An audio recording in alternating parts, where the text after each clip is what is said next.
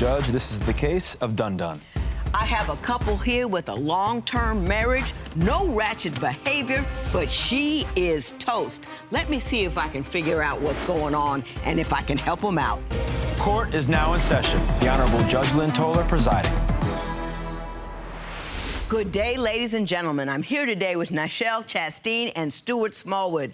The two of you have been together for 22 years, married for 18, separated for 7 months, and you don't want to be married anymore. You also have 3 children together. Ms. Chastain, you want $5,000 from Mr. Smallwood, and we're going to talk about that momentarily. But before we do, Mr. Smallwood, I'm going to start with you. Why don't you tell me a little bit about your marriage and how we ended up in divorce court today? Well, after 18 years and 3 kids with Nichelle, she's like very, very sneaky, controlling, and very manipulative.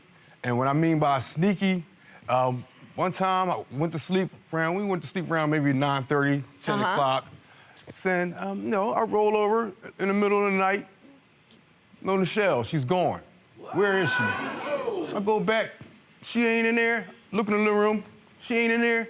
So I'm like, hold up, get my phone out, I call, go right to voicemail. I'm like, voicemail? Hold up. Let me give her a couple minutes, call back again, go right to voicemail. 1:30 in the morning, here she go pop up in the crib. What did she say when she got there? Oh, she went to the store. So I'm like, Ms. Chastain, that sounds pretty suspect to me. Do you have another version of that story? I cannot recall. Nothing like that has ever happened. You've been married a minute, 22, 18 years. Nothing like that ever occurred? Not that I can recall, Your Honor. Okay. not that you can Mr. Smallwood, why don't you tell me some other stories that would give me evidence of either sneaky, controlling, or manipulative? Her family, you'll always have gatherings. So one time, she has a little barbecue at her family relative's house, and she introduced me to this guy as her cousin or whatever, And I come to think about it, her other cousins come to me like saying, Nichelle ain't no saint. She keeps saying it. She ain't no saint, she ain't no saint, she ain't no saint. So come to find out that her cousin's saying basically that her and the guy... We're dealing. We're dating on the side. Yeah, so I'm First of all, Your Honor. Yes, Ms. Chastain. I knew. The problem with him is he pays people for information, and they feed him information to get the money. They tell him anything. Who does he pay? How much does he pay, and why?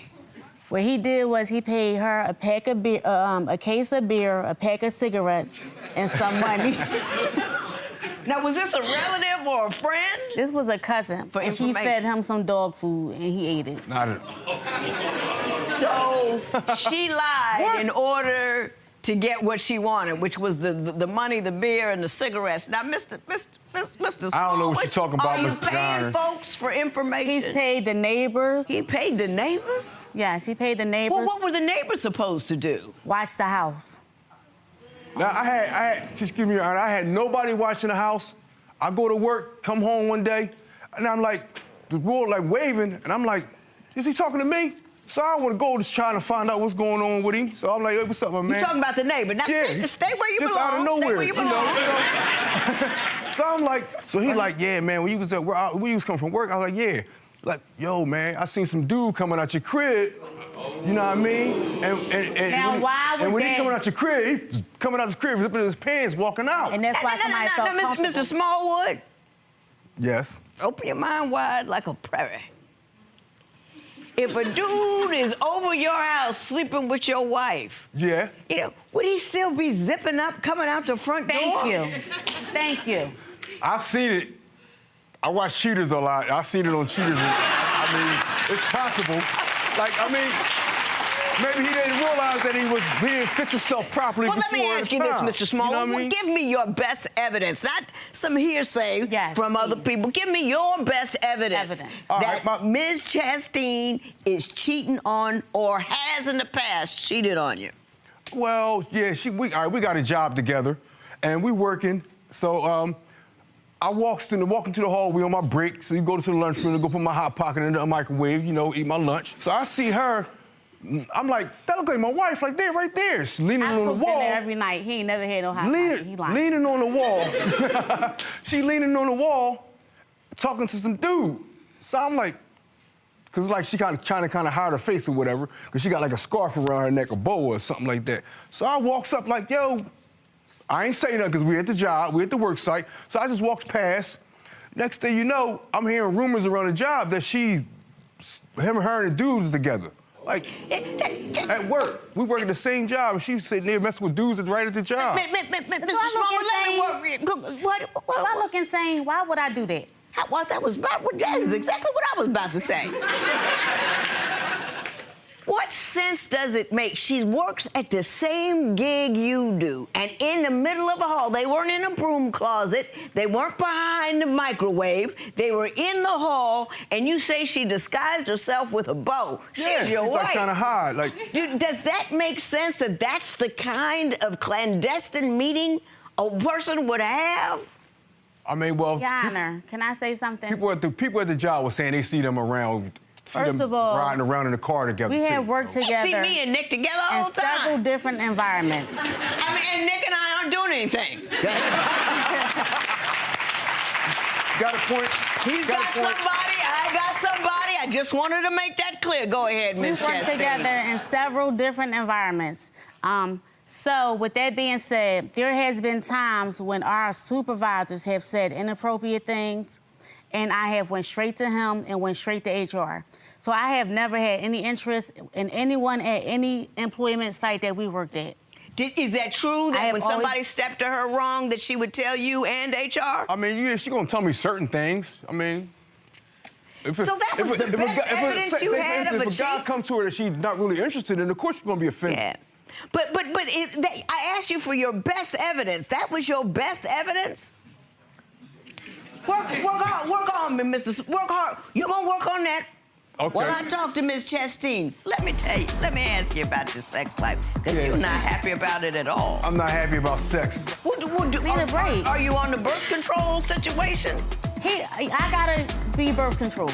Stop having sex. But he didn't do it. Down the river crazy, never intended to go.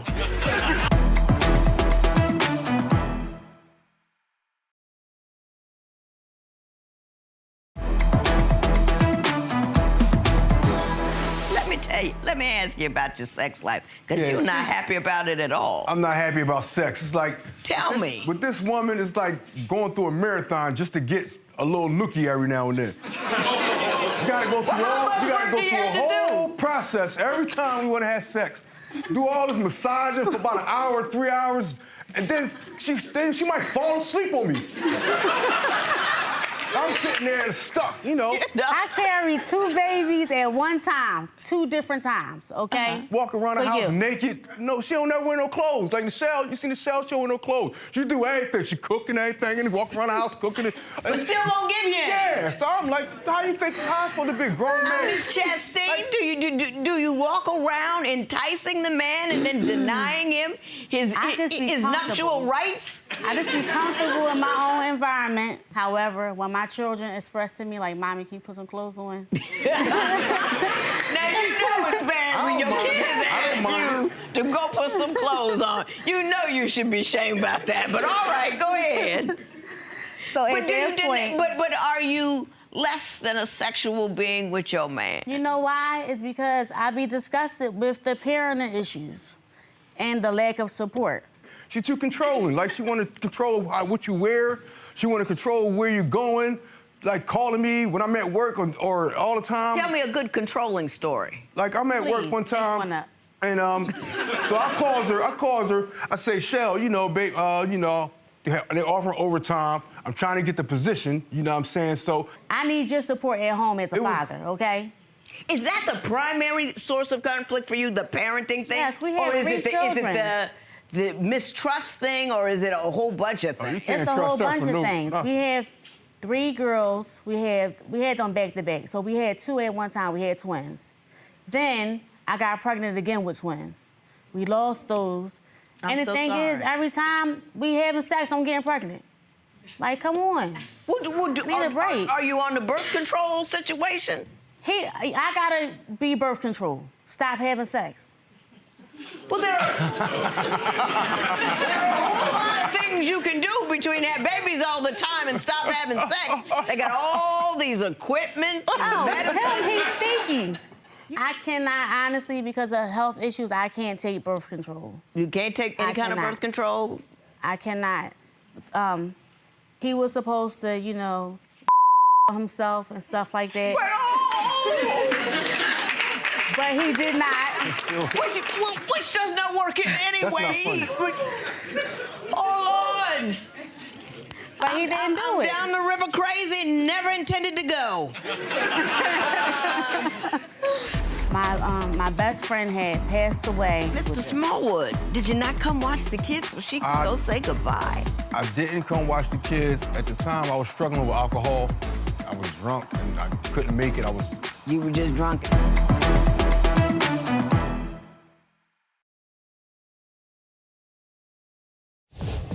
If you would like your case to be heard on divorce court, call us toll-free at 1-877-311-2222 or log on to our website at divorcecourt.com. Missed a show? Watch full episodes on our streaming platforms, and for exclusive content, go to Apple TV.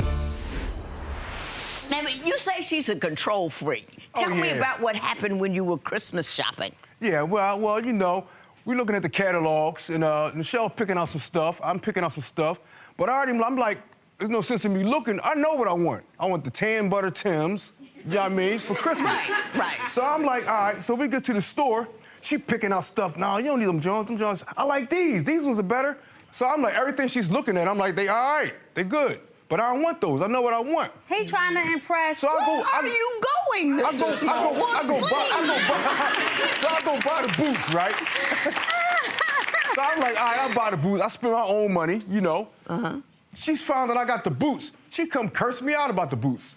Did you curse him out because he bought the boots? The problem is, he still wants to dress like a teenager. We are adults, okay? Like, I'm supposed to be with a grown man. Who you trying to impress, me or them females at your job? Like the young girls. Well, you don't think he's cheating, do you? No, I don't think that he's cheating, but he's a people pleaser. He will do whatever it is. He's pleased all the people but you. But me, exactly. And that's why I ain't pleased his behind back. And that's the problem. When it comes to us with the plans we have for our family, he never follows through. It's a huge turnoff. I can't take it no more. Give me the worst, the thing that really disturbs. Cause I ain't gonna lie. I see pain in the behind. I see annoying. I see wandering. And with you, I see a very tight and rigid person that is very limited as far as what is okay and isn't okay. But I don't see grand and divorceable. If there's one thing I could get him to change that would allow you to re-engage in this union, what would that be? I think the problem, Your Honor, is that he had like more of a loose upbringing, and myself, I didn't have much structure. So I had made a lot of mistakes. However, I made certain that I didn't become a statistic. And congratulations on that. Thank you. Because a lot of people don't pull that off. Thank you. Well done. And with that being said, I just want the best for our children, and I know that it's important to have two parents in the home. I had been unhappy for a very long time. And you seem, I mean, grossly unhappy. I mean, your facial expressions is weeping without tears. Most recently, him and I have like built a friendship since we haven't been together, but not having that friendship throughout the marriage is what really hurt me the most. My best friend had passed away, and it was during the time that him and I were on a break. And I had asked him, you know, to come be with the children so I can go say my final goodbyes. He never showed up. This is my best friend who was not just a good, decent person in my life, but to him as well. He was very, very friendly and loving towards Stuart. And he actually was, he had transitioned. We were friends in high school. He transitioned into a female. And it was very stressful. He had ended up committing suicide. And, you know, it was so tragic and just heartbreaking. And even more heartbreaking that I couldn't say goodbye to him when all she had to do was come and watch the children like he promised he would Mr. do. Smallwood, did you not come watch the kids so she could go say goodbye? I didn't come watch the kids. At the time, I was struggling with alcohol. I was drunk, and I couldn't make it. You were just drunk and... Yeah. and He know darn well he wasn't drunk. partying. He just let me down, period.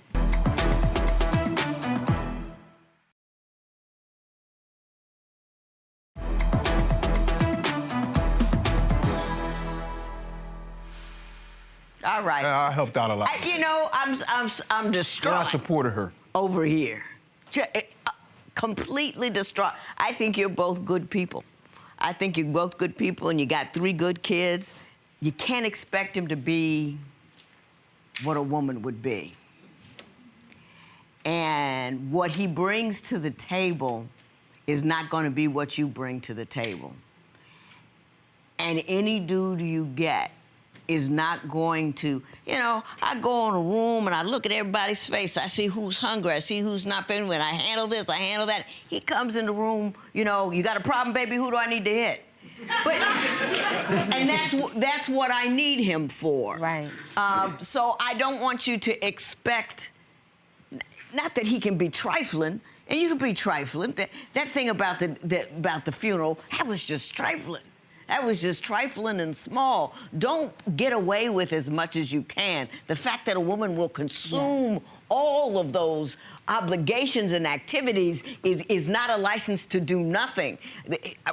In our 18th year of marriage, I was looking like you. All the time. Because it was too lopsided. We got past it because I taught him differently. It was a hard thing to do, but it was worth my time. I just think you're a good couple. I don't want you to separate. Ain't none of my business. I don't live with him. You know, you may not be able to get along. That having been said, do as you feel you need to do. I'm going to give you some counseling when you leave here just to see if there are other avenues by which you could possibly pursue the maintenance of this relationship. If not, what I would like you to do is take this new friendship that has formulated between the two of you and talk about exactly what you need and what you want from him as a co-parent. And I wish you joy, Ms. Chasteen. Thank you. I want you to be happy. I want you to concentrate on all the wonderful things you are, all the wonderful things that you've done with your children. You got a guy, you know, he's a little light on the work, but he, you know, you're just beautiful. Thank you. And life is good. And I want you to be happy. That's what I'm hoping for. I don't think it can happen between him and I. And that may very well be. But I want you to be happy on your own. Don't feel like the moment you lose any control at all, the whole thing's going to go to hell in a handbasket. And I think that's what you think. Great advice. Thank you. Yeah, and that kills your joy. And I just want you to remember that, okay? Thank you so much. Good luck to the both of you. There will be no recovery in this matter. It is so ordered. After speaking with Judge Lynn today, what's your reaction? I think she gave some very good advice as far as when things don't go my way, that it's not just the end of the road. So I appreciated that. Do you think this can work, or is this completely I think done? we're better off as friends. Yeah, me too. Okay. All right, well, we're on the same page there. Yeah. All right, so good luck to the both of you guys.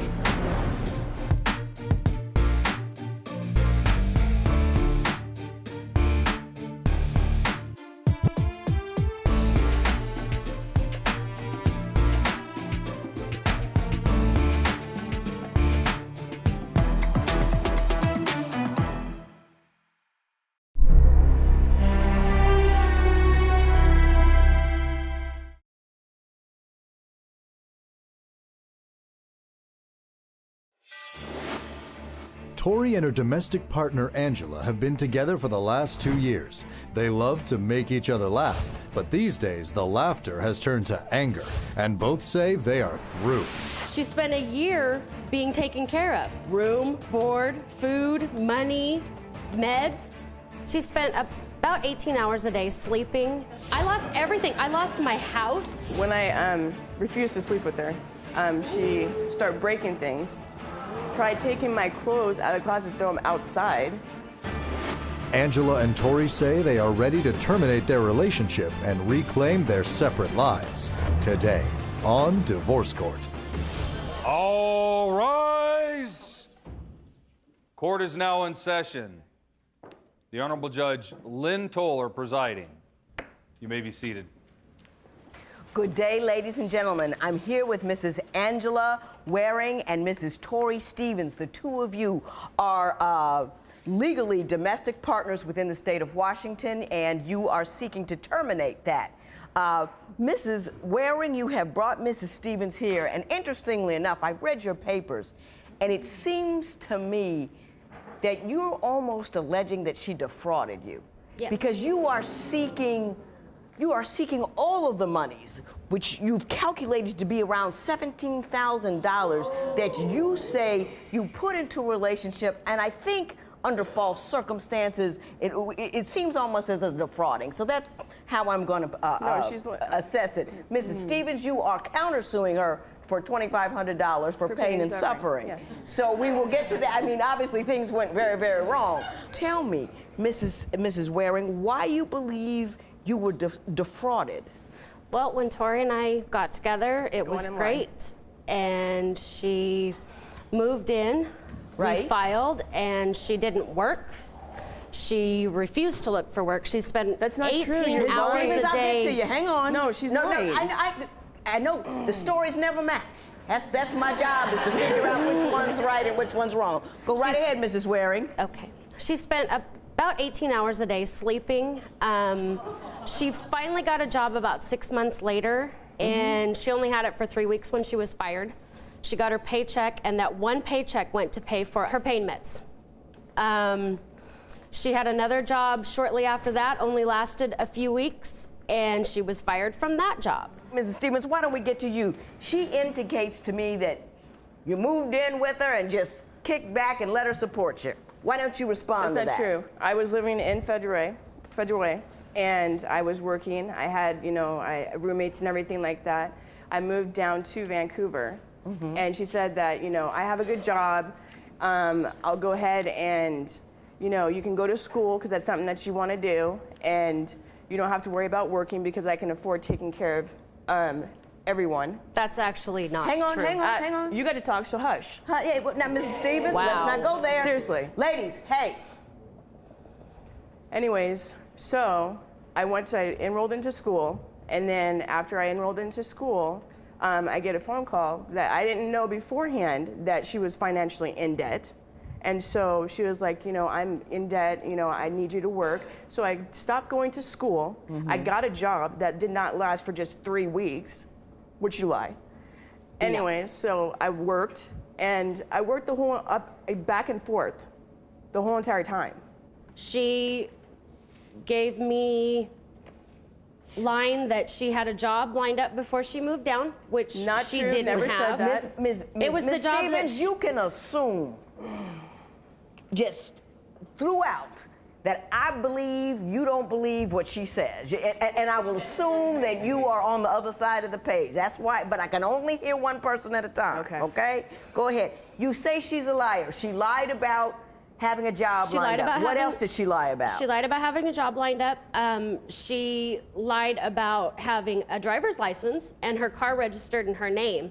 I found out after we filed that she doesn't have a driver's license. Not true. It's suspended in Washington, Colorado, Tell her about your Craigslist ad. Mrs. Stevens, and Alaska. Mrs. Stevens, you're gonna Craigslist have, if I can't do this, you'll have to sit down. Okay. And after you sit down, and if I can't control you there, you will leave. And when you leave, all I'll hear is her point of view. And that'll be her point of view with respect to the $17,000. Do you really want to lose $17,000 because you couldn't stop talking? No, I can shut up. So let's, I can shut up on that. You got it? Go ahead, Ms. Waring. I never told her that I could support all of us. There's no way. I have a son.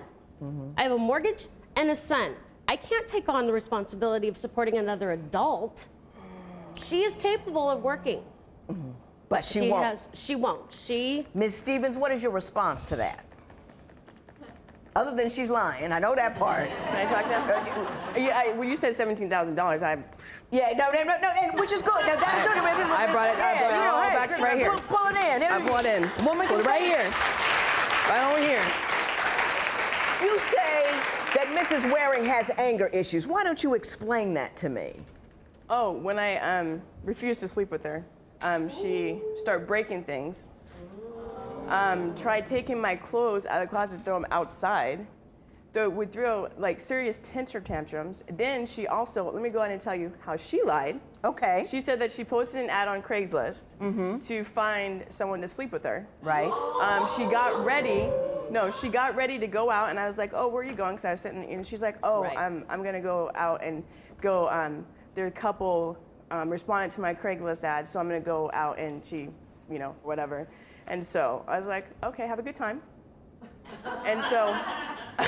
Can you tell me why the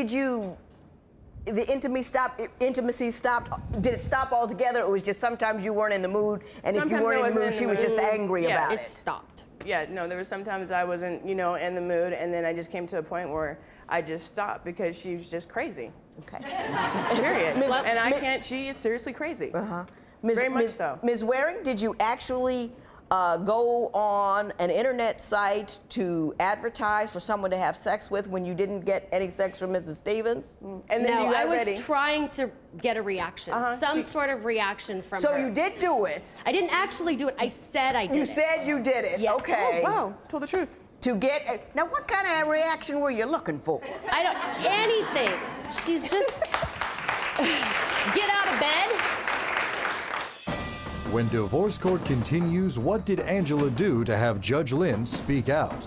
Whether he wrote this or not, I don't know. But if he did, shame on you, because you shouldn't. Excuse me? Yeah, I'm sorry. I'll say I'm it again sorry. in case you're hard of hearing. If you did it, shame on you.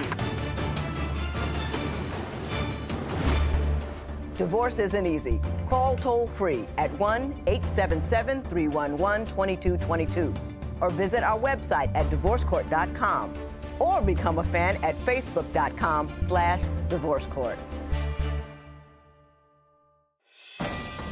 Divorce Court is back with the case of Angela Waring, who wants to end her domestic partnership of 2 years with Tori Stevens, who she claims has lied about everything. But is Angela really at fault for the failure of this union? Mrs. Waring, did you sleep with her ex? I understand, Mrs. Waring, that you have a son. Yes, ma'am. Okay. How is your son's relationship with Mrs. Stevens? At first, it was okay. She would promise that she would take him places, take him to get a video game, and she wouldn't take him, and he would get mad. He was upset. He actually wrote a letter. Would you like me to read it? I don't know. Let me see. And this is after, so did you want to tell her that you were jealous of our relationship? You tell me. It wasn't jealousy. You Tori. tell me what you said it. believe your relationship was like with her son. We had a good relationship. I mean, he even said that he had more respect for me than he did his own mother because of how no.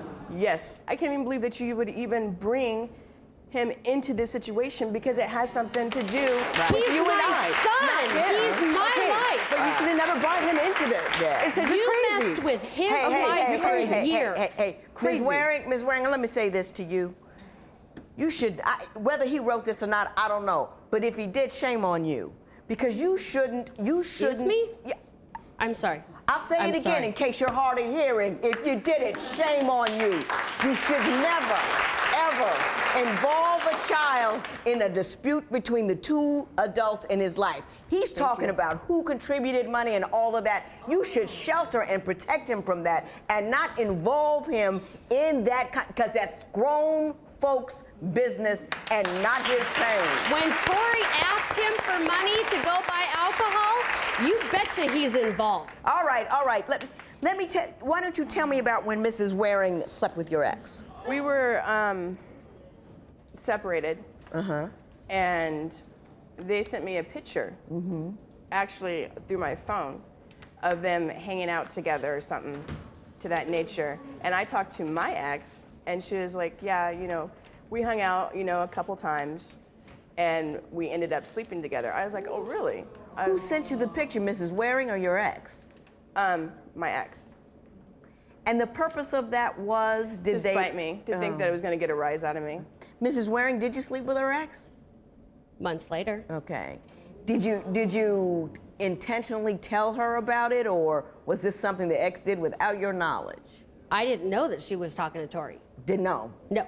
Yeah. Now you're lying. Because she doesn't like Tori either. How long did the two of you know each other before you decided to register together as domestic partners? I think it was almost about a year. Were you in the same city at the time, or was it a long-distance relationship? Let's start out, yeah, because I lived in Federal Way and she lived in Camas, Washington. It was 2 months. Met the end of January, filed for domestic partnership the end of March. When divorce court continues, did Angela really say it? You used a phrase here that I can't imagine calling anybody. You call her that?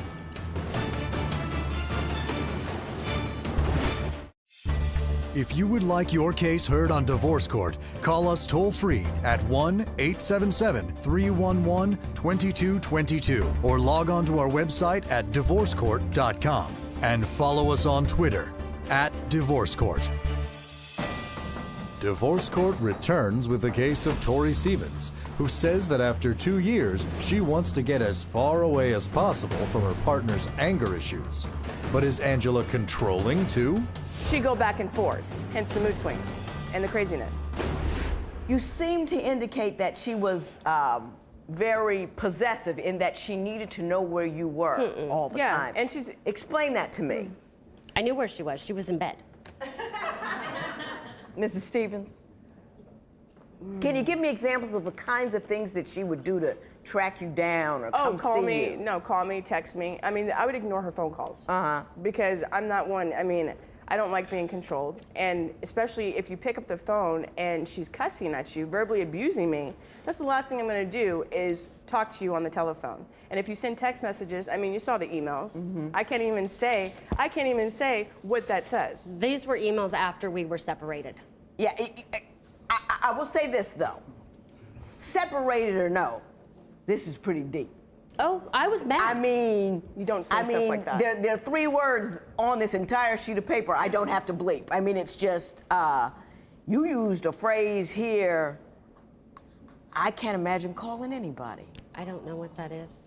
Oh, you forgot? So, Yeah. I'd like it's to very see it. distinct. Okay. You Don't can't forget say it, something not like that. remember it. Last sentence there. You call her that? Oh my God, no. Now, really? I have Really? never said that word in my life. It's your email. That It's is your a word. email. Yeah, and emails can be manipulated. That's not true. No, Yes, it cannot. I You did sent not. it to my Hotmail account Oh. and my Yahoo account, so don't even sit I am there sick and to lie. my stomach. I've never said that word Really? in my entire When life. you Really? said better Verbally do right, and email. hang on. When you said to her, you better do right by me, Tori, what did you mean? She spent a year being taken care of. Room, board, food, money, meds. I lost everything. I lost my house How did you lose your house? because I was Lord. paying for I'm her about and to pray taking for you care right of now. her. I got behind on bills. Absolutely, I got behind on bills. Okay. Now, why don't you tell me about, I understand what the nature of your complaint here is that you believe she came to you in a state of with no money and looking for you to support her. Why don't you break down financially what you believe she took you for? And if you notice, that's a little ridiculous if you have personal hygiene things, feminine products, all the break. Just hang That on, shows she's hang on. crazy. All right, go ahead. Go ahead. Tell me about Cell those phone, items. cable, electricity, water, gym. Well, Mrs. mortgage, Stevens? actually, for the mortgage, the cell, the cable, electricity, and water, these are just normal everyday living. I did 1/3. 1/3 1/3 of of the what it total cost. for you. Okay. The gym membership, which she never actually went except for maybe 2 days, but I continued to Yeah, I pay, have no hoping idea she if I would went or go. not. Was there any specific agreement with respect to the amount which she would contribute to the expenses you were already Yeah, she incurring? would pay 1/3 of all the bills. Okay. Ms. Not Stevens, true. what do you say about that? No. Like I said before, I was working I had a job. I uprooted myself to come there because she was like, you know, I could take care of everything. I did not know she was financially in debt before I met her. Right. At all. She did not lose her house because of me. Every time she get mad, I'm losing my house because of you. When she was fine, Tori, really, I did not lose my house because of you. It was my fault. No, not true. So she'd go back and forth. That's hence the mood swings and the craziness. When divorce court continues, will Angela and Tori finalize the end of their domestic partnership? Do you have that paperwork here? Yes, I do. We should get that signed. Absolutely. It's Bring it. It's in the room. Please, please. Come on.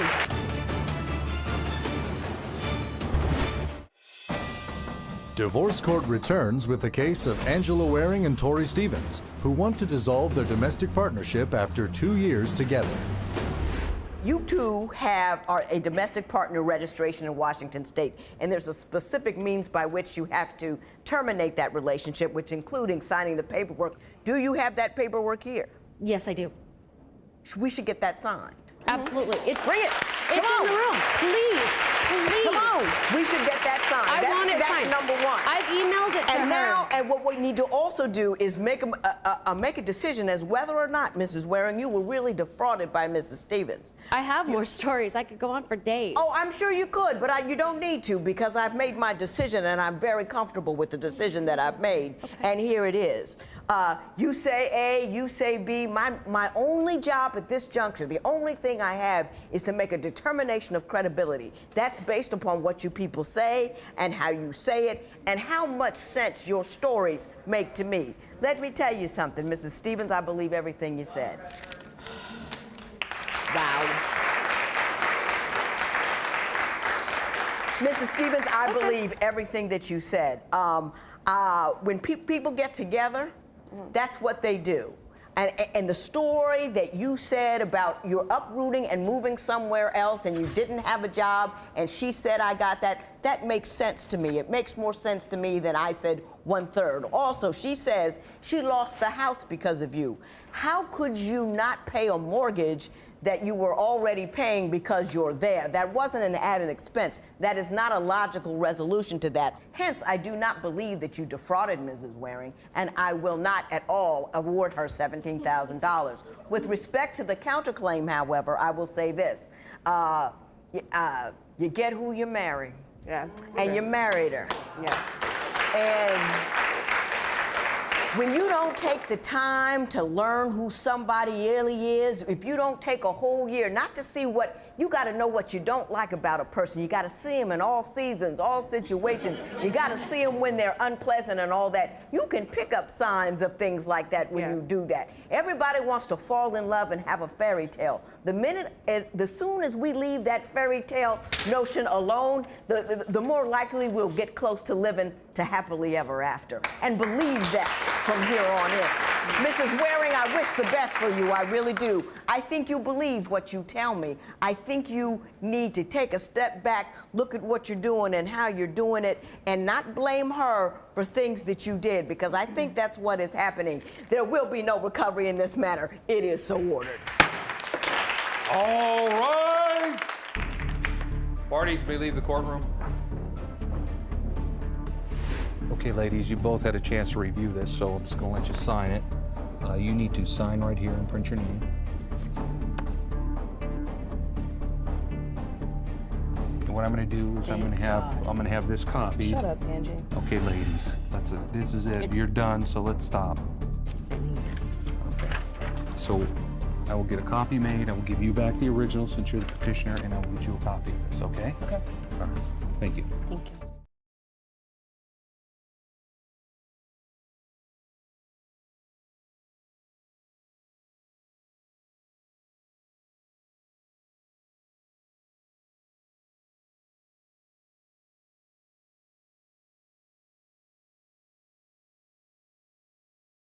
Two weeks after we got married, we were at a wedding. I found out that he has had another child while we were together. Mr. Foster, Mr. Foster, I'm gonna get to you. She's the judge who gives rules on the law and life. She's intense with common sense. She's Judge Lynn Toler on Divorce Court. where real couples deal with real life. Candace and Terrence's love story began almost 2 decades ago when they enjoyed spending weekends away, holding hands and whispering endearments in one another's ears. But now, Candace says this love story has lost its luster. We both worked at a grocery store. He turned around and was telling all the females at the grocery store that we were sisters and brothers. Your Honor, she cheated also. When did she cheat on you? Oh, how many times? Could this be the final chapter for this once-loving marriage? Find out today on Divorce Court. All rise. Court is now in session. The Honorable Judge Lynn Toler presiding. You may be seated. Good day, ladies and gentlemen. I'm here today with Candace Foster and Terrence Foster. Mr. and Mrs. Foster, you have been married for 14 years. You have 3 children together, yes, and you're here today, hopefully not to get a divorce, and you want to know if this marriage can be saved.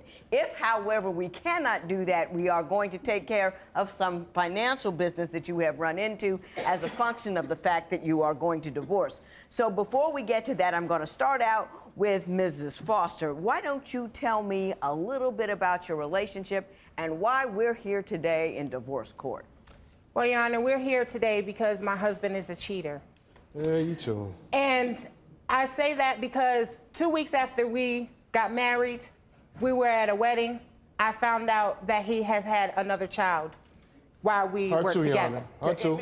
Now, Mr. Foster, too. Mr. Foster, I'm gonna get to you. All right. All right? Now, Your Honor, now this right here is what took the cake for me. We both worked at a grocery store. Uh-huh. Okay? He turned around and was telling all the females at the grocery store that we were sisters and brothers. Okay? Now, Mr. Foster, did you have a baby with another woman while you were with her, and then tell another woman that she was, in fact, your sister? What had happened was that. Yes, I did, Your Honor. I did. I did.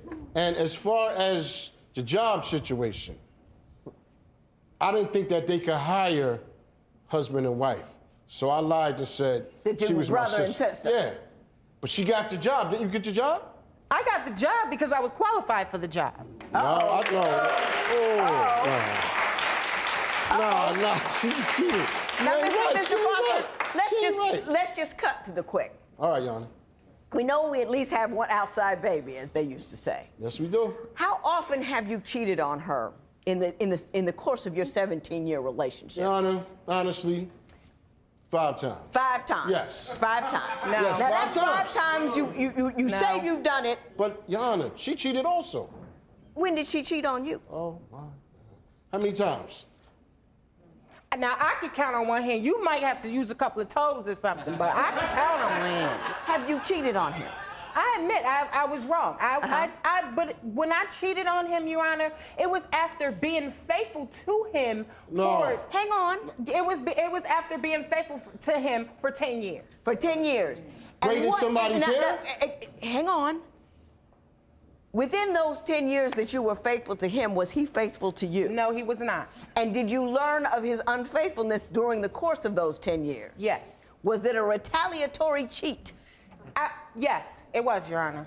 It was 3 times. 3 times? 3 times. And all 3 times, I went to him and You confessed? let him know what was going on. It was more than 3 times, I think. It was more than 3 times, you think? I mean, I can't prove it.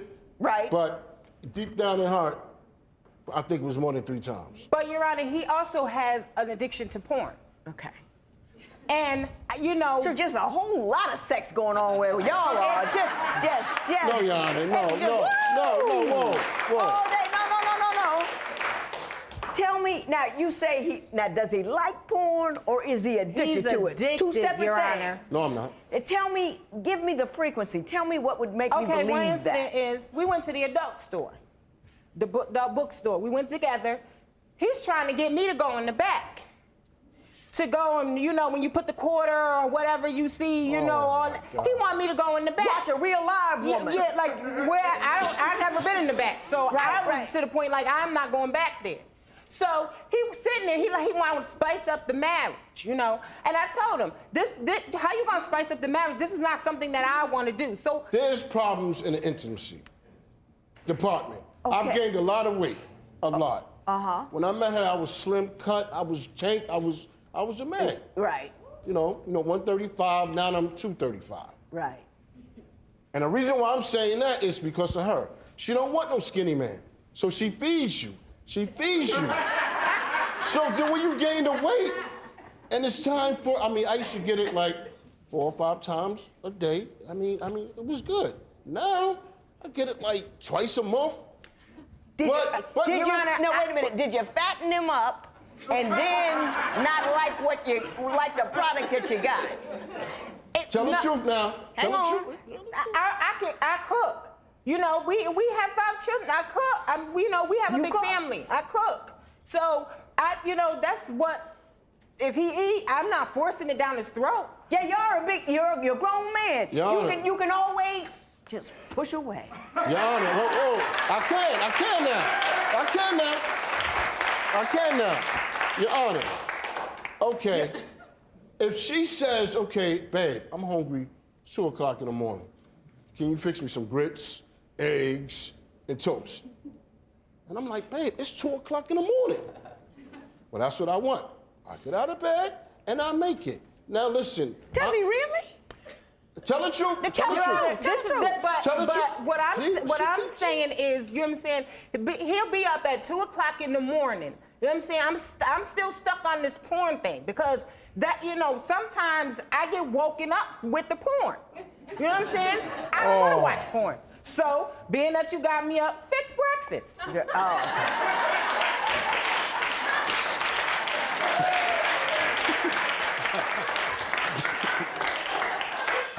When divorce court continues, what will Candace say when Terrence outs her unusual habit? She's an ice head.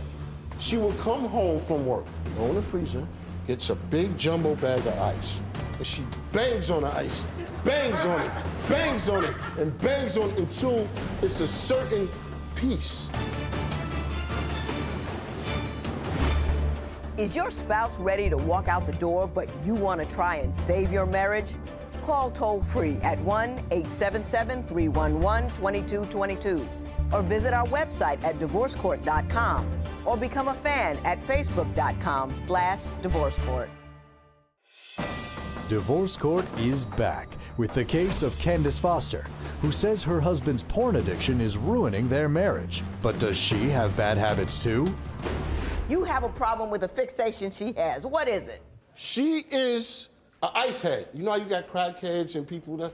She's an ice head. She will come home from work before she takes her coat off and everything. Go in the freezer, gets a big jumbo bag of ice. She has her little special can opener nobody can use, just her. And she bangs on the ice, bangs on it, bangs on it, and bangs on it until it's a certain piece. Size, Yes. Are you addicted to ice?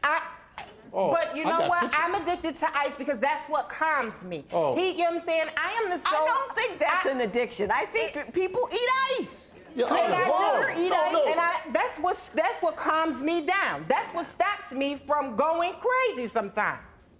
I love it. I love ice. I'll eat a bag a day if I have to. I get it. You know, I see a lot of women come in here and do what I now term as cathartic spending. It's, I deserve this. I'm doing all of this other stuff. He's spending all of this other money. So I need just one little thing, so I'll spend anything to get it. And it's a bad thing to do because you don't have the money for it, but I understand the reason that you do it because, dag, I don't have anything else. All I want is some ice, so I'm gonna go get some ice. I understand the cathartic spend. I get that. Yes. I get that.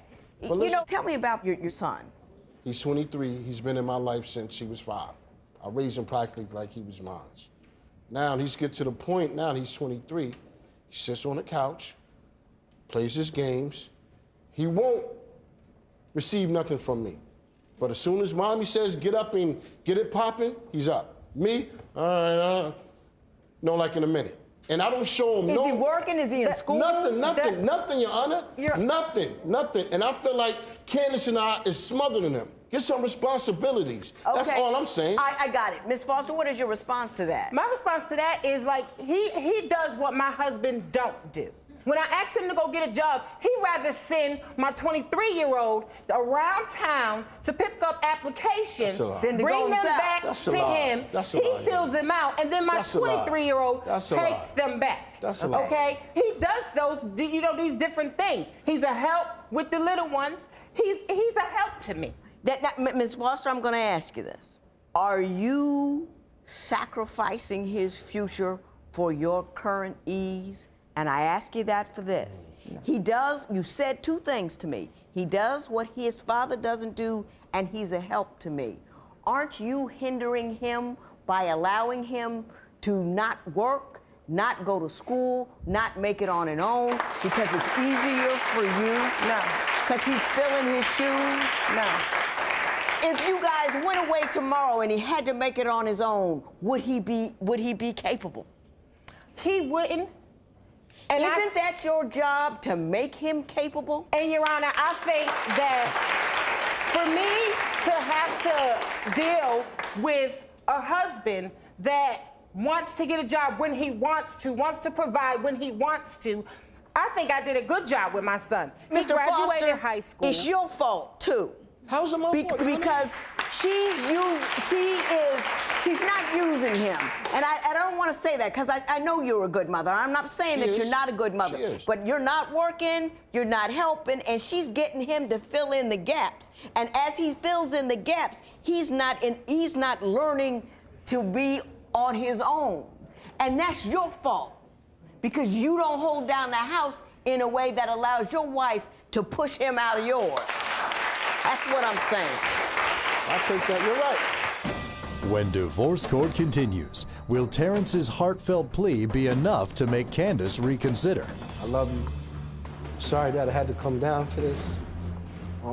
But this had to take place. And you will always be the apple of my eye.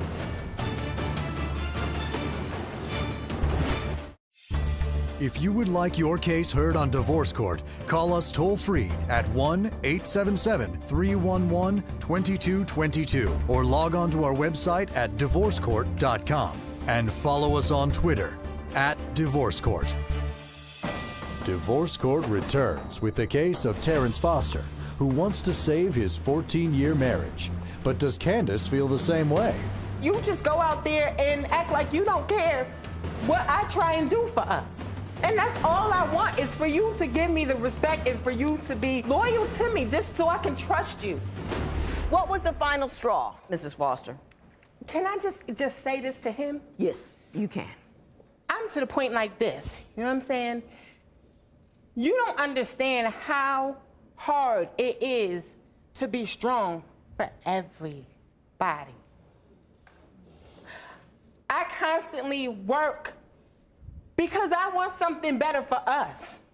I want something better for our family. You know what I'm saying? All I want you to do is respect me and be loyal to me. Because I can't keep continuously being loyal to you and being honest with you with everything that goes on with me, and then you just go out there and act like you don't care what I try and do for us. And that's all I want is for you to give me the respect and for you to be just loyal to me, just to, you know what I'm saying, so I can trust you. And that's where I fail, with the mouth and yelling and whatever, you know what I'm saying, eating the ice, because it stops me, it helps me. But yeah, that's all I'm asking you, is to just be loyal to me, just like I've been loyal to you. Mr. Foster, did you hear her? Do you have anything to say in response? Yes, I do. I love you. I'm sorry that I had to come down to this. But this had to take place because I was in denial, Your Honor, over a lot of things. We went to different people for insight, and you can't go to people that know both of y'all. And I'm sorry that I didn't do all that I could do. But I thank God, I ain't trying to preach, that He giving us another chance. And you will always be the apple of my eye. And I'm learning. I'm learning to become a man. I'm learning, and I thank you for all the attitudes, and I thank you for the pushing. And sometimes help doesn't always look like it's help, but it is help. Okay. Mr. Foster, let me Yes, say Your this to you. This woman is telling you what I hear so many women saying. She said, I'm carrying you, my kids, the house, the car note, everything, the cleaning, it's all on my back. And all I've asked you to do is not kick at my center by sleeping with other women. But she's carrying all that on your back, and you're kicking her in her emotional needs every time you go out and sleep with somebody else. Can you see how not only the pressure that caused, she's angry, she's under constant stress, she's under constant pressure. Everybody's looking for her to handle her business, make sure everything is okay, and you can't even come home. You can't even show her enough love not to sleep with somebody else. It's too much. It's too much. And it's no more about trying, it's no more about growing. She doesn't tell the kids, I'm gonna try to get dinner or I'm gonna try to get the mortgage. She just does. And it's now time for you to just do. You know, just do. When divorce court continues, will Candace take Terrence back? I'm to the point, you know what I'm saying? I love my husband. He does good things for me. You know what I'm saying? But don't get weak now. I know. Don't get weak.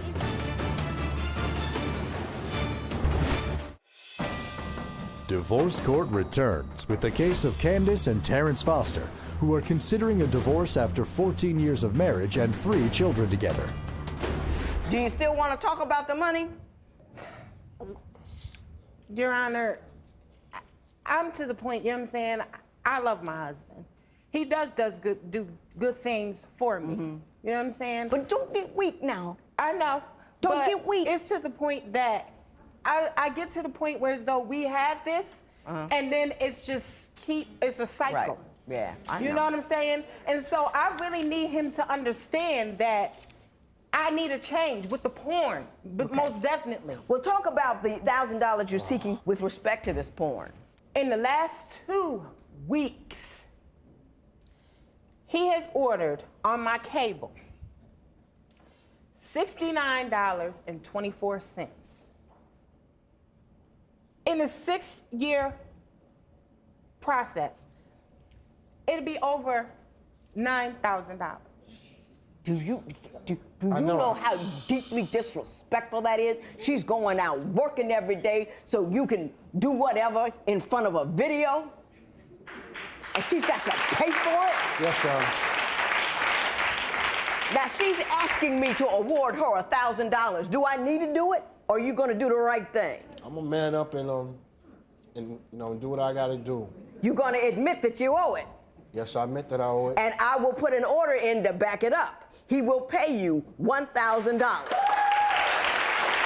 Do the right thing, Mr. Foster. $1,000 in favor of Mrs. Foster. It is so ordered. All rise. Parties may leave the courtroom. The Fosters' marriage has been much better since their appearance in divorce court. Terrence got a job and is contributing to the family, and their 23-year-old son got a job too. Candace really appreciates their efforts. Terrence and she are going to stay together, and though Candace continues to eat her ice, they report they have a better level of communication and have reconnected.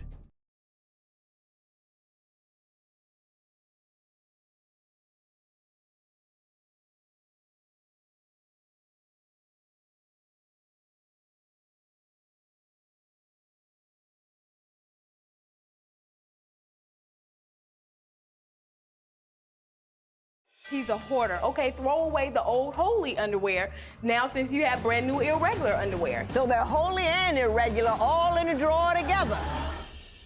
She's the judge who gives rules on the law and life. She's intense with common sense. She's Judge Lynn Toler on Divorce Court. where real couples deal with real life.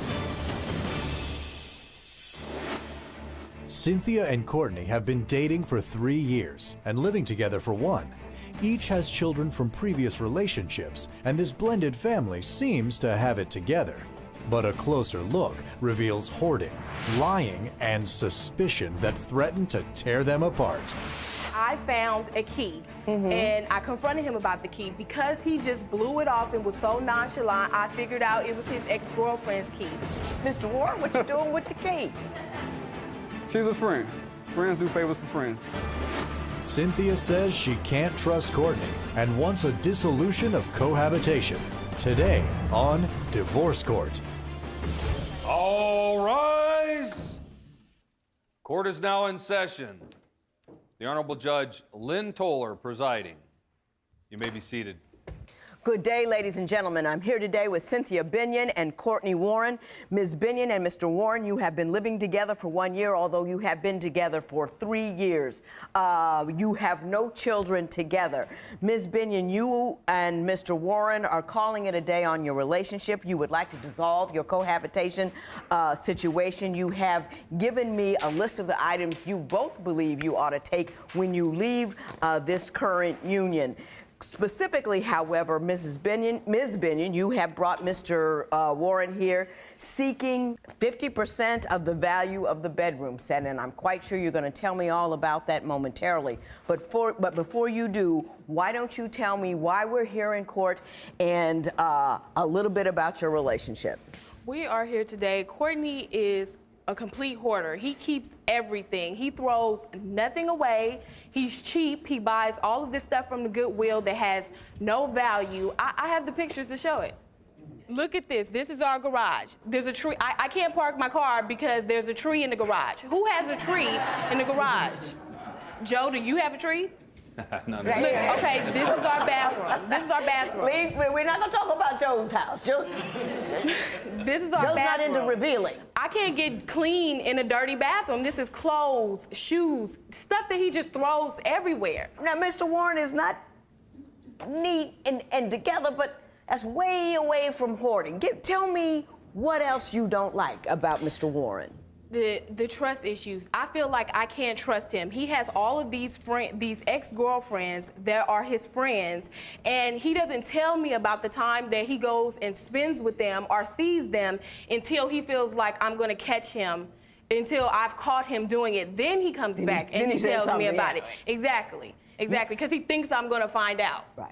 One of his ex-girlfriends invited him to a baby shower. Okay. Why are you going to an ex-girlfriend's baby shower? Then he left me to go there because he said that I was taking too long to get dressed. And Was then it her baby shower or somebody? It was her baby shower. Well, that's a clear indication that she's moved on, don't you think? That she's having a baby with somebody else? No, because he was responsible for drinks. Well, why isn't that the baby daddy responsible for the drinks?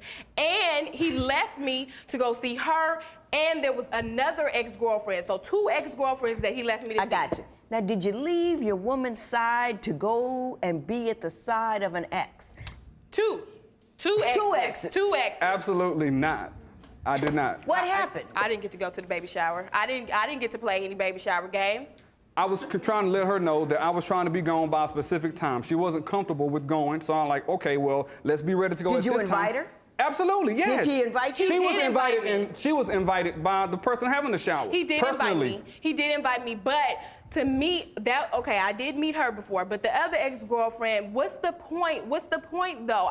That's not the way to introduce me at an event that's everybody's there for her. Ms. Binion, what is the source of insecurity? I don't understand what you think they're doing or what they think they're trying to do to you and him, because he seems very open about it. I'm trying to find out myself, Your Honor. What is it?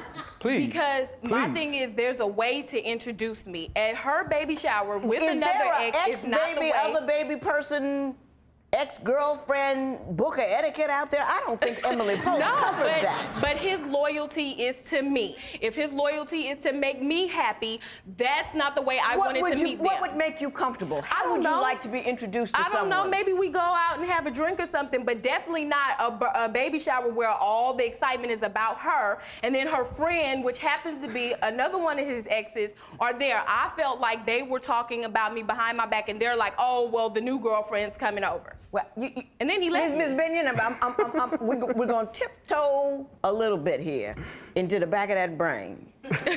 Let's run.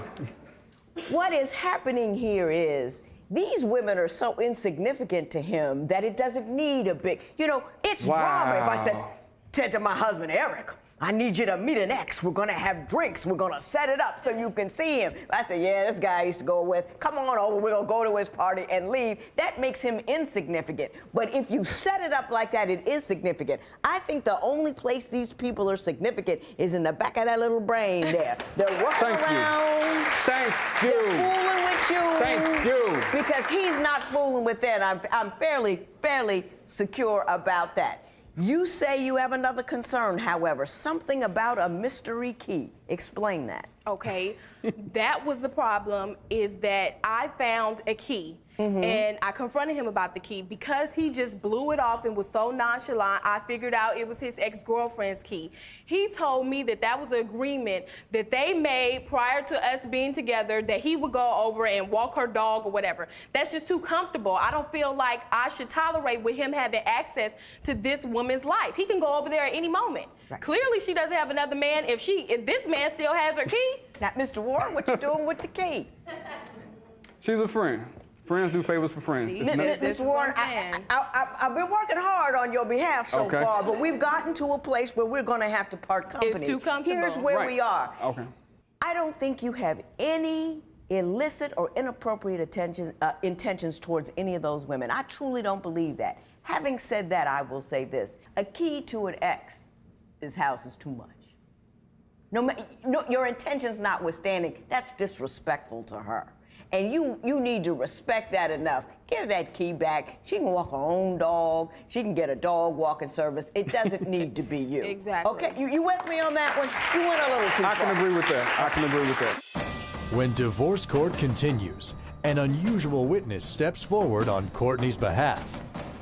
He's now becoming closer with my mom than I am. There is a witness here who is your mother, who would like to testify on behalf of him.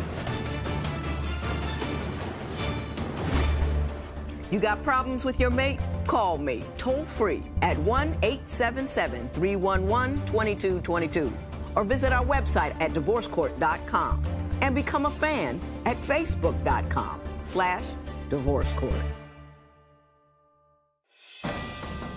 Divorce Court is back with the case of Cynthia Binion, who is in court today asking for a dissolution of cohabitation from her boyfriend, Courtney, because she claims he's too friendly with his ex-girlfriends. But is Cynthia simply being insecure? I think the only place these people are significant is in the back of that little brain there. What other concerns and difficulties do you have with Ms. Binion?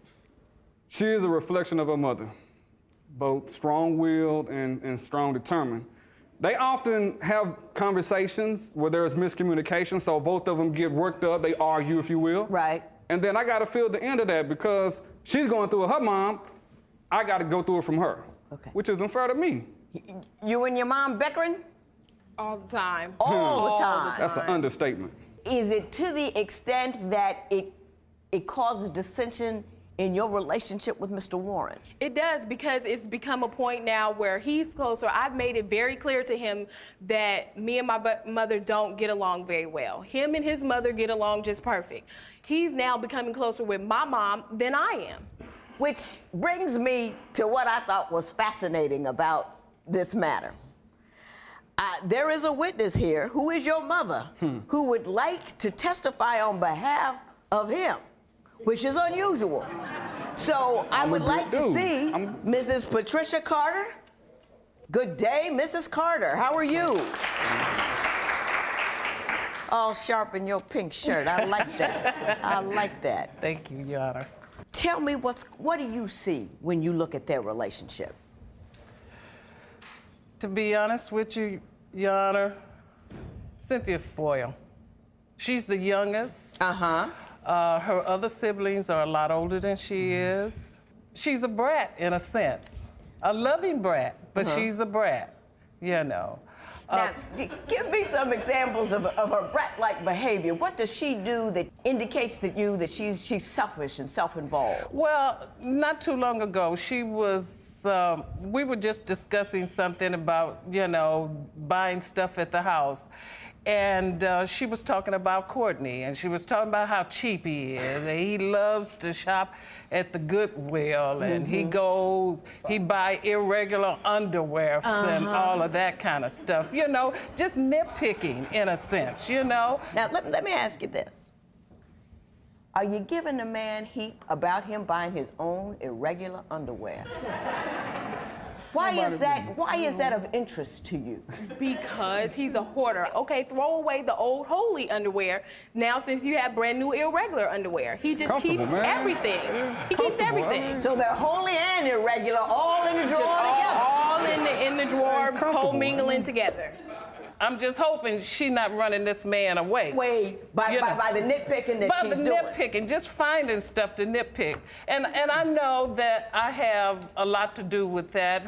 I don't mean about the nitpicking situation, you know, as far as her being spoiled and being a brat. Her, and yes, I did. Her. You know, so it was almost whatever Cynthia wants, Cynthia got. Going into this, I understood it was a package deal, which included your mother as well as her kids that I helped take care of, which I love. And does he do right by your kids? He does. He does. He's wonderful with the kids. You like Mr. Warren, don't you? Yes, I do. He's wonderful to her children. Very wonderful. Her oldest daughter, he helps her with her homework. Take her to the library too. Right. Sorry. She's into curricular. She have curricular activities now, and because they are together, that helps her, you know, as far as her schoolwork. So it's a big change there. It's a change. Outrage me, Mrs. Binion. That's wonderful, but she still meddles. Tell me something you don't like.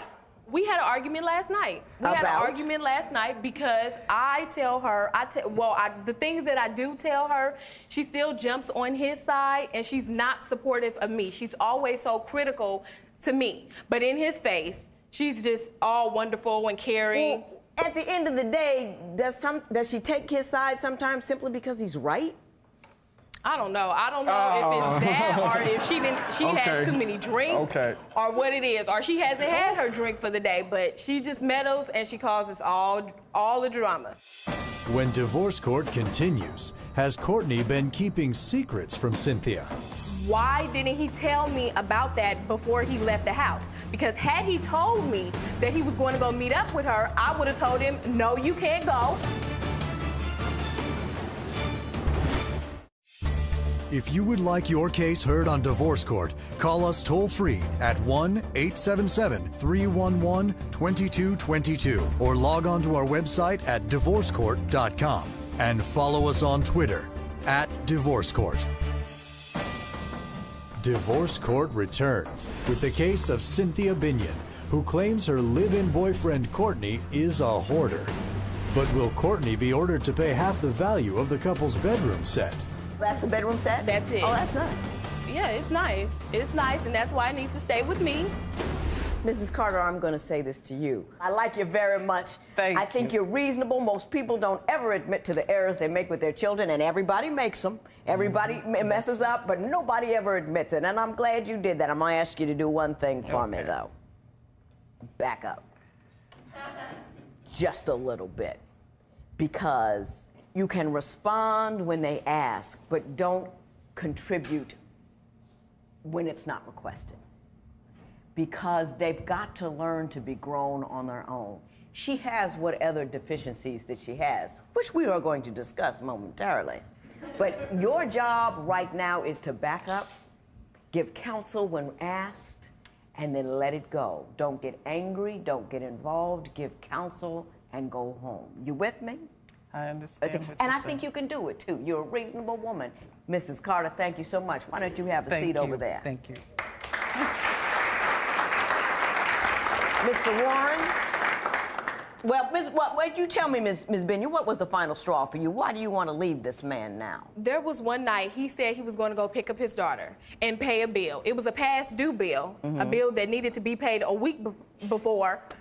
So he left the house and he went to go pick up his daughter. He came back and he said, before you find out, I'm going to tell you that he went to go pick up his daughter and he went to go pick up some money for his ex, for his daughter, from his ex, for his daughter's birthday party. Right. Okay, why didn't he tell me about that before he left the house? Because had he told me that he was going to go meet up with her, I would have told him, no, you can't go. Have her put the money in one of the two of your bank accounts. Why do you have to go meet up with her? Still achieving the same goal, he can have the money, but he's just not going to go see her. Why did you have to meet up with her? It was a convenience factor. I mean, I was out and about, taking care of business, picking up my daughter. You still didn't pay the bill. Did the bill get paid? That's all that matters. He didn't tell you because you crazy about it. Right. He didn't tell you because you start drama about everything. Right. When divorce court continues, will Judge Lynn advise this couple to go their separate ways? Mamas don't ever like the new guy. You are a little spoiled. I can see it in the back. That's what's wrong with you.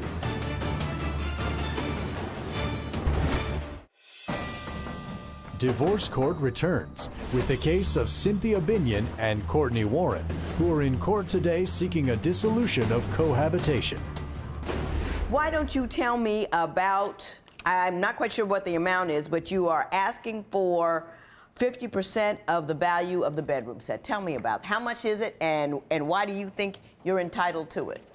We agreed that we agreed when we purchased the bedroom set that he would give me half of the bedroom set. It was $2,000. He's already paid $300, so it would just be $700 that's left. If he still wants. Oh, that's the bedroom set? That's it. Oh, that's nice. Yeah, it's nice. It's nice, and that's why it needs to stay with me, because we wouldn't be in this situation had he not had all this dealings with his ex-girlfriend. I'm gonna keep it. He needs to pay me for it. If you let this man go, you are the biggest idiot I have seen in a couple of years. He is not perfect, but he's as close as you're gonna get on this earth. This man loves you. He loves your children. He's taking care of his business. Everybody's got something wrong with him. There's something wrong with you. There's something wrong with me. There's something wrong with Joe. I got a list of all the stuff that's wrong with everybody, and you have to accept that.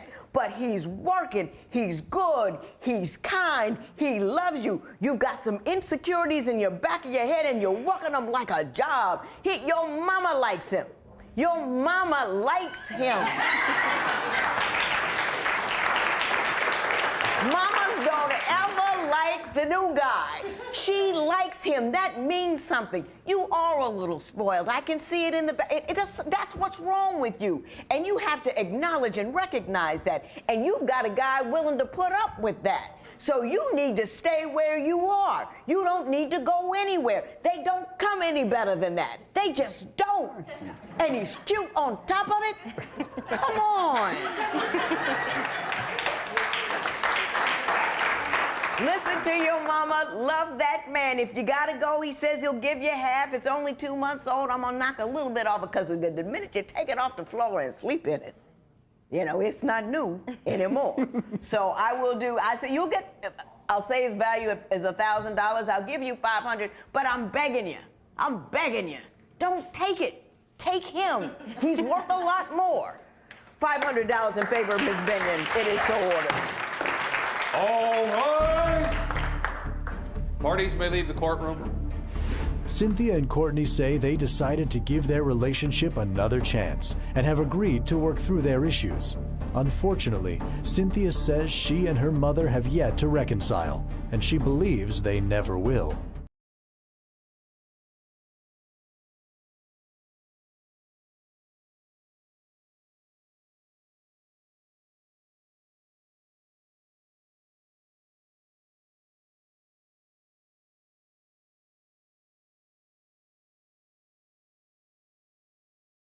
Today on Divorce Court.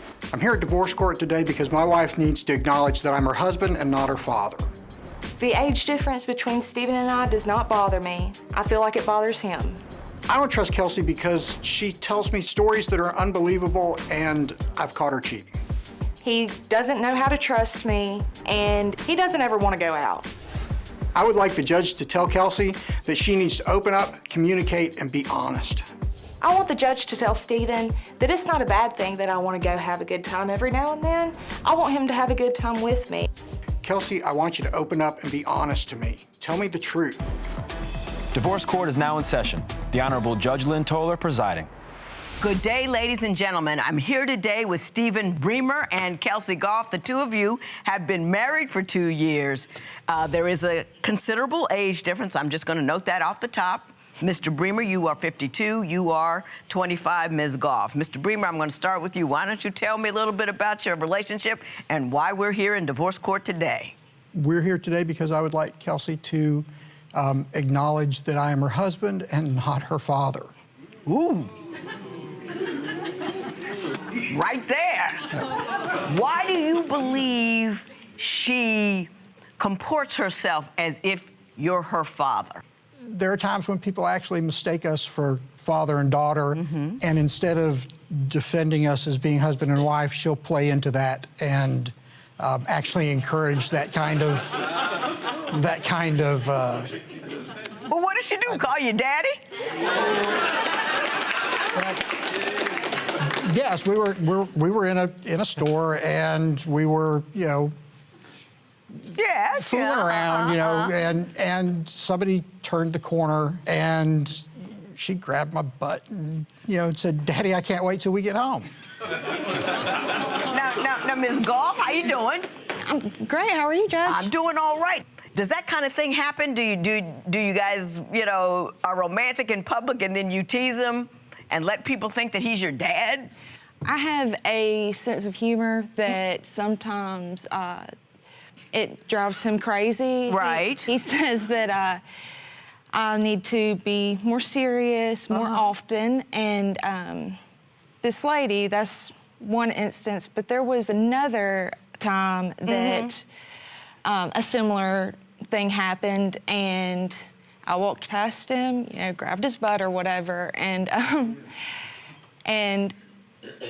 this girl, she just kept staring. She didn't say anything, but finally, after about 5 minutes, he turned toward her and was like, "What? You know, what's the big deal? What are you staring at?"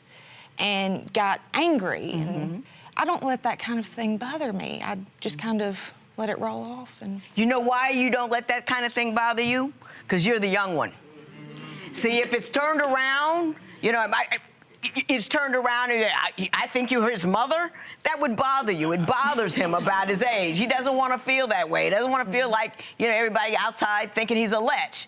You know, he's already worried. He's got this young, hot wife, and he's trying to stay in the game and all this, and you pretending like he's daddy. That's why it don't bother you, because it's funny. But to him, it's not funny. You understand what I'm telling you? Yes, ma'am. All righty. Now, what other things are occurring in your marriage that you believe are a function of your age difference, or just anything at all? Ms. Goff puts me into what I call the husband cube. Okay. You know, explain that. I'm good enough to be the husband at the store. I'm good enough to be the husband at home. But when it comes to socializing out in public, I'm left out. Ms. Goff, do you care to respond to his concern in that regard? yes, Judge, I do. There have been several occasions where I have invited him to come out with me, and he didn't want to. He wanted to stay at home. He wanted to watch a movie or whatever.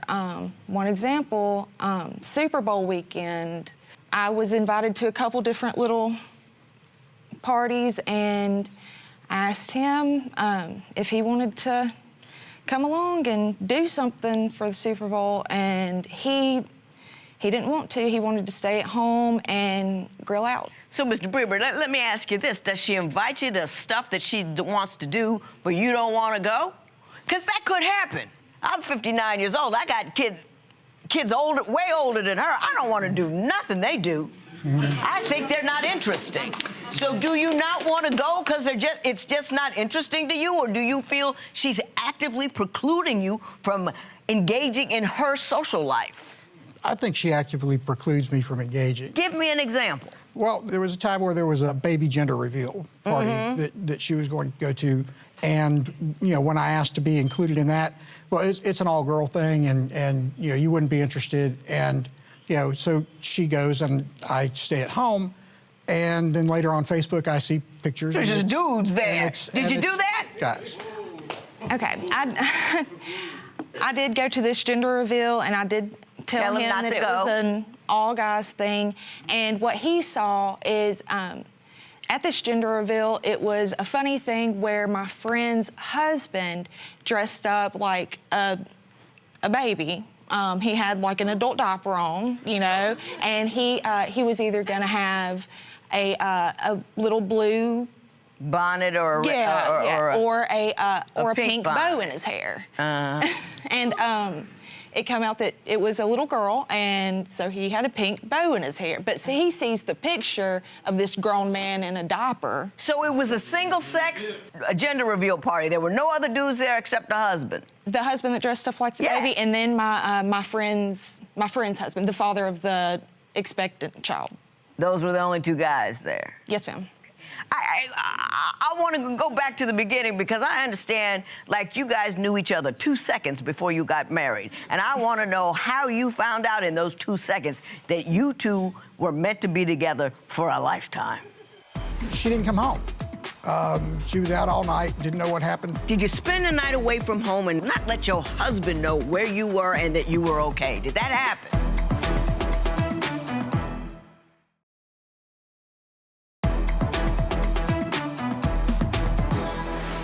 Mr. Bremer, tell me how quick your courtship with your wife was. The courtship was very quick. It was 3 months. 3 months? Mm-hmm. Are you gonna tell me I knew at first sight and you just waited 90 days, or did something else happen? We met through social media. After my second marriage, I jumped headlong into social media dating. Dated quite a bit. A lot of disappointments, a lot of surprises, a lot of not good surprises in that. Now, I can hear a soliloquy coming. So I'm gonna stop you right there. Appreciate it. I think I know what the story is. Ms. Goff, what in 90 days said to you, let me marry this dude? He and I, from the very beginning, we had a connection that I had not experienced with anyone else. You know why? Wait. Because you're 12. You know what I mean? At 25, everything is new. Just my 10 cents worth, but go ahead. This wasn't my first rodeo. My first time around, it ended very badly. And with him, he respected me from the beginning all the way through. I mean, he's always had respect for me. For the whole 90 days? For the whole 90 days. He had respect for me. And he understood me, and the things that he didn't understand, he took an active role in trying to figure it out. Correct. I'm with you. Mr. Bremer, let me ask you this. You don't trust her, or at least you have trust issues. Why do you have trust issues? I bring trust issues into the relationship from previous, but there are some things that have happened that... Tell me about those things that have happened that cause you concern. One of the first things that caused the seeds to be planted, she was working one night, I was working days, she was working nights, and she was working one night, we'd been texting all night long, and of a sudden, the text stopped, couldn't get a reply, couldn't get an answer, tried to call, couldn't get an answer, didn't know what happened to her. And were you married at this time? Yes. Okay. And she didn't come home. She was out all night, didn't know what happened, thought she could have, we live an hour from where she worked, and, what was she do? What'd you figure out she was doing? She had spent the night at a friend's house from work, a female friend, And she told me that that she had left her phone at work, that it had been locked up in an office, and I got you. Did you spend the night away from home and not let your man know, not let your husband know where you were and that you were okay? Did that happen? Yes, ma'am, it did. It was right after we'd gotten married, and I had been working for 12 or 13 hours at this point. I mean, I couldn't hold my eyes open. I was exhausted. And this female friend of mine, she said, you know, I live a couple blocks up the road. Why don't you just come and stay the night so you don't have to drive an hour home and risk wrecking? Why didn't you call the man? That's what I want to know. My manager left early that day, several hours before I did, and he locked my phone up in the office. I didn't know he was leaving. She shares your house. Hey, girlfriend, let me pick your phone up. Dip, dip, dip. Hey, my man, I'm a husband. Your wife is fine. I'm sleeping at a girlfriend's house. Click. I didn't have his phone number memorized at this point. I mean, it was super early on. It was. It was.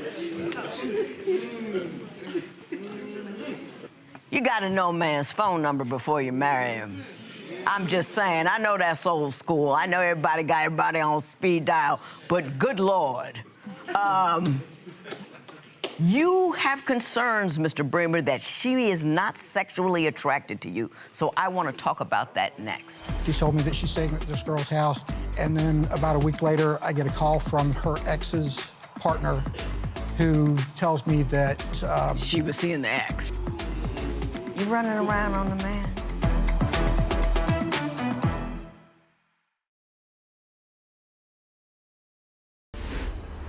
So, Mr. Bremer, tell me why you're concerned as to whether or not your wife is sexually attracted to you. When we first got together, it was fairly hot and heavy, and then, you know, with most marriages, if you want to see it disappear, put a ring on it. And yeah, ain't no lie there.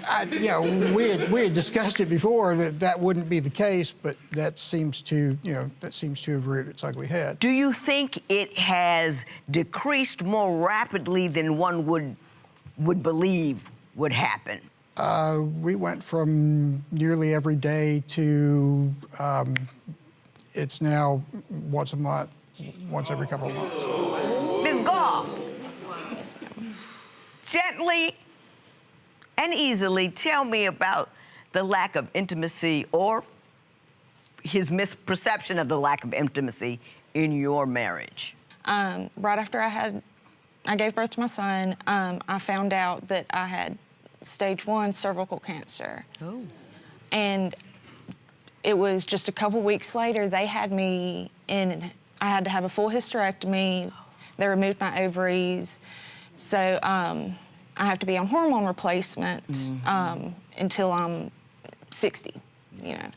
So I have to take the estrogen, and my OBGYN, he retired recently, and I have not gotten a new one. It was a really sudden thing that I didn't know about. Well, let me ask you this, and first of all, I am so terribly sorry. Glad you got a baby, though. Already, you know, two babies, yay! You know what I mean? You got that done, so I'm very happy about that. Is it a sex drive issue, or is it just a physical difficulty issue, or both? Both. You're aware of, I'm obviously aware of all of that. Do you see that it might be a function of that? It could be, but, you know, to go from as much as we were doing to as little as we're doing, and, you know, there are other doctors out there. She could get another doctor to prescribe the estrogen, and she could be taking the estrogen and have that. I got you. You seem to think that you're in a husband box. In other words, she likes to have a nice, secure, solid, mature man at home holding down the fort, and then she just lives her life outside of it, knowing that you're safe and secure at home. Is that accurate, or did I misread that? I think that's accurate. Tell me why you believe that. Not including me in things and things that she's done that, you know, where I feel like she's been unfaithful, and you know, if she's being unfaithful and we're in the situation that we're in at home, you know, there's a problem there. Did you ever catch her being unfaithful? I know about the gender reveal, but is there other things going on that makes you feel like she's doing something wrong? The going ghost has been a common theme. we had been talking. She was at work again, and she started laying the groundwork that it's going to be late. I'm going to be tired. Run at work, sort of thing. And then again, she goes ghost offline, and she told me that she's staying at this girl's house. There's no proof to that. And then about a week later, I get a call from her ex's new partner, who tells me that she was seeing the ex. She saw her leave the ex's house that morning. You running around on the man? This was very So that's a early yes. in our relationship. I mean, it was a one-time thing. It was a one-time thing. Okay, I think I see where we are, and let me see if I can get you where you need to go. Divorce Court will be right back.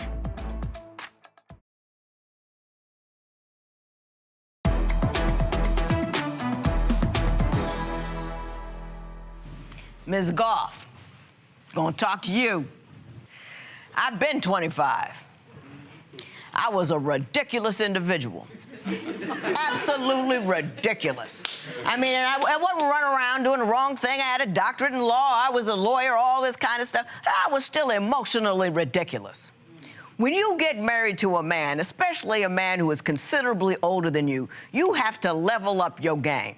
Because a guy of a certain age has emotional needs that need to be satisfied. Number one, you are gorgeous, absolutely beautiful. He's not really certain about his virility vis-a-vis you, especially given the sexual difficulties that you've had. Your obligation is to make this dude feel as secure as he can. Your obligation is to make this dude feel like he is as sexy, other than in the grocery store when you're grabbing his butt and telling everybody he's your daddy. At home, you need to make him feel that he is desirable, needed, wanted, and that he's not just a cat you've installed in your home to have a secure place to land while you live your life. And that's your gig. That's what you signed up for.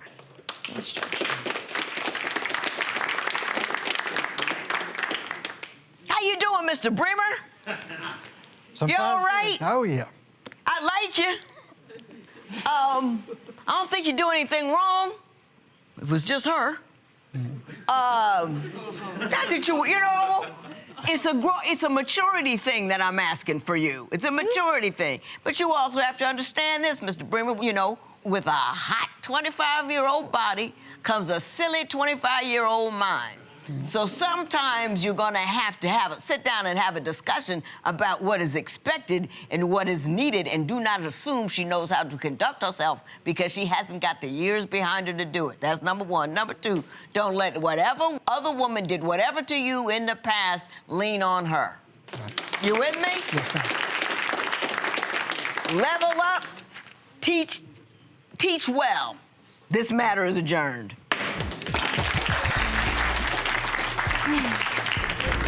Do you think you miscalculated this age difference? She's definitely young, but I'm young at heart. Inside, I'm 14, so really, she's older than I am. Is there something you're gonna do to prove to him that you can be faithful, you will be faithful? I'm gonna do whatever I can to make sure he feels as secure as possible in our marriage.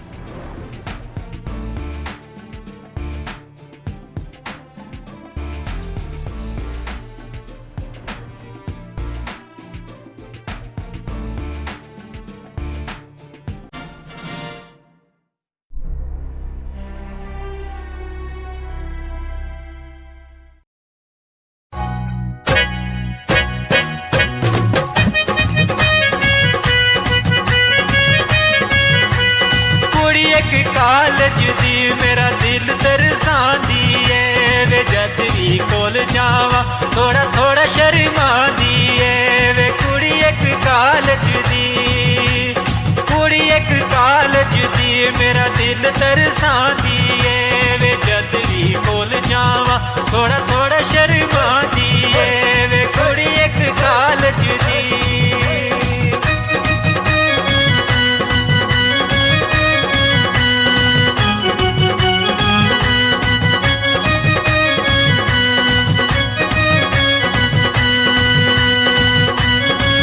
मेरे कोलू जद भी लंघदी है मेरे कोल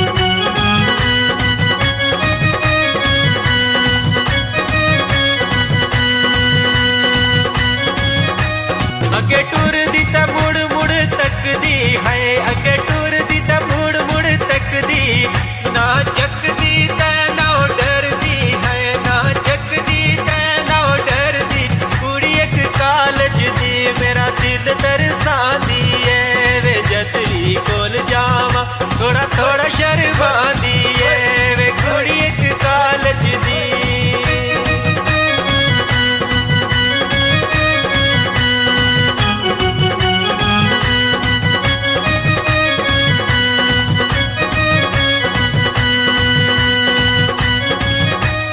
मेरा उसने होश घुमाया है मेरा उसने होश घुमाया मैं जींदा मार मुकाया है मैं जींदा मार मुकाया कुड़ी एक कालज दी मेरा दिल तरसांदी है वे जतवी कोल जावा थोड़ा थोड़ा शर्मांदी है वे कुड़ी एक कालज दी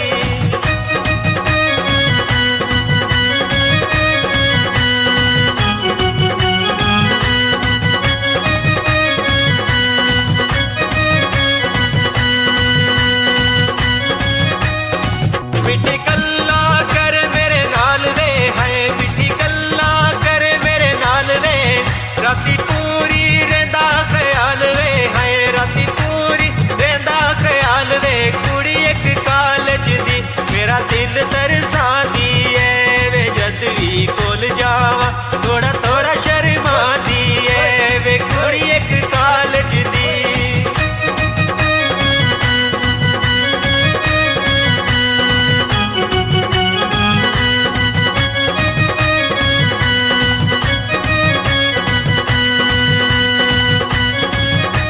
अगे हाल में के कुछ दसा है अगे हाल में के कुछ दसा किवे दिल तालब में कैसा है किवे दिल तालब में कैसा कुड़ी एक कालज दी मेरा दिल तरसांदी है वे जतवी कोल जावा थोड़ा थोड़ा शर्मांदी है वे कुड़ी एक कालज दी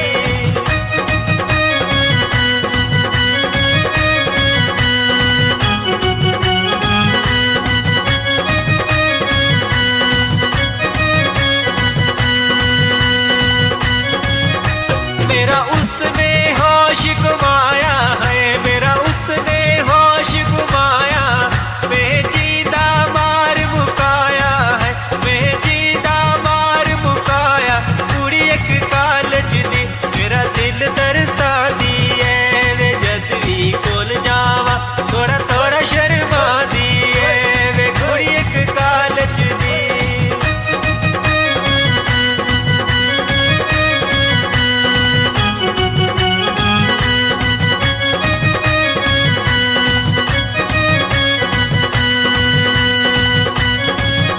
कुड़ी एक कालज दी मेरा दिल तरसांदी है वे जतवी कोल जावा थोड़ा थोड़ा शर्मांदी है वे कुड़ी एक कालज दी कुड़ी एक कालज दी मेरा दिल तरसांदी